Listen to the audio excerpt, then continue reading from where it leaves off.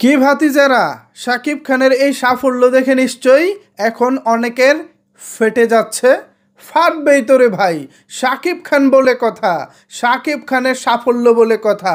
যারা শাকিব খানের নিন্দুক আছেন, যারা শাকিব খানকে দু চোখে দেখতে পারে না, তাদের জন্য নিশ্চয়ই এরকম পিকচারগুলো গায়ে জ্বালা পোড়া ধরিয়ে দেওয়ার মতো।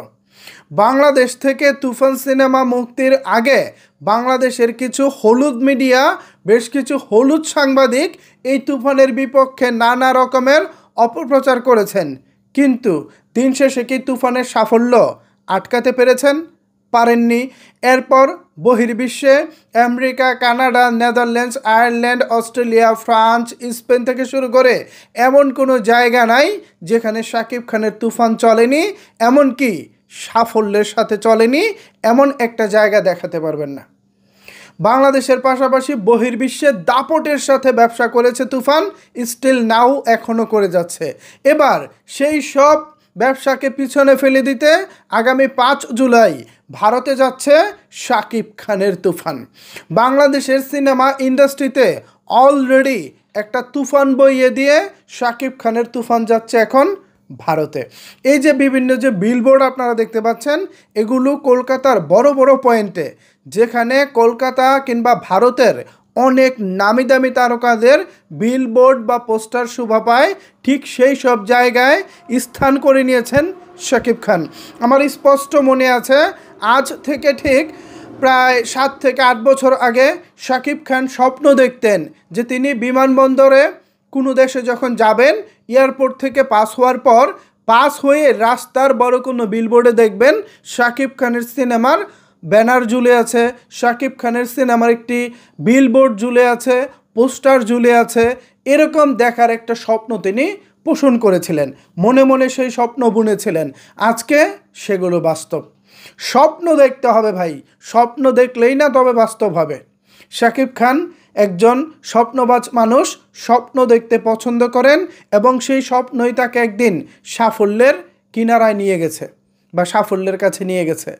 তো যারা শাকিব বিরোধী আছেন বা যারা শাকিব খানকে দেখতে পারেন না, তাদের জন্য এই বিলবোর্ড বা এই ব্যানার নিঃসন্দেহে গায়ে কাটা ধরিয়ে দেওয়ার মতো, গায়ে আগুন জ্বেলে দেওয়ার মতো একটা অবস্থা নিশ্চয় হচ্ছে। অলরেডি হয়তো অনেকের গায়ে জ্বালা পোড়া ধরে গেছে।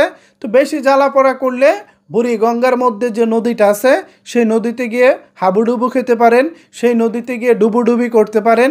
এক্ষেত্রে যদি আপনাদের জ্বালা কিছুটা হলেও কমবে না ভাই, কমবে না, কারণ এই জ্বালা সহজে কমার মতো না। শাকিব খান নামটাই যাদের অ্যালার্জি, তাদের এই জ্বালা কি সহজে কমবে? যাই হোক, আগামী 5 জুলাই ভারতে কলকাতায় মুক্তি পাচ্ছে শাকিব খানের বহুল আলোচিত তুফান সিনেমাটি। সেখানকার যারা ভারতীয় দর্শক আছেন, অলরেডি অনেকের মধ্যেই অনেক রকমের এক্সাইটমেন্ট দেখতে পাচ্ছি। পাশাপাশি কলকাতার যারা ফেসবুক, ইউটিউবে অ্যাক্টিভিস্ট আছেন, সিনেমা নিয়ে কথা বলেন, তাদের মধ্যেও বেশ ভালো একটা উৎসাহ দেখতে পাচ্ছি। সো তারা যদি হলে যায় এবং সেখান থেকে একটা পজিটিভ রেসপন্স আসে, তাহলে আশা করি কলকাতার যারা প্রযোজনা প্রতিষ্ঠান রয়েছেন, স্পেশালি SBF, যারা এই তুফানের সঙ্গে জড়িত, অনেক খাটাখাটনি করতেছেন, তাদেরও নিশ্চয় বিষয়টি ভালো লাগবে। সো কলকাতার যারা দর্শক আছেন, কোনো রকমের কোনো বিভাজন না করে, কোনো প্রকার কোনো উস্কানিতে না গিয়ে বাংলা ছবি দেখুন, বাংলা স্টারগুলোকে প্রমোট করুন। দেখেন, আপনার স্টেটে এসে একটি অবাঙালি তামিল, তেলুগু কিংবা হিন্দি স্টার এসে কাঁপিয়ে যাবে, আর আপনার স্টেটে আপনার ভাষার একজন বাঙালি তারকা সে যদি কাঁপাতে না পারে, তাহলে এটা আপনাদের জন্য হবে লজ্জার। আশা করি কলকাতায় এরকম লজ্জার কোনো উদাহরণ হবে না। কলকাতায় উদাহরণ হবে প্রাউড করার মতো, গর্ব করার মতো উদাহরণ। সো শাকিব খানের বিলবোর্ড ঝুলতেছে কলকাতার আনাচে কানাচে। এই বিষয়টিকে আপনারা কীভাবে দেখছেন, চাইলে কিন্তু অবশ্যই সেটি নিচের কমেন্ট বক্সে জানাতে পারেন।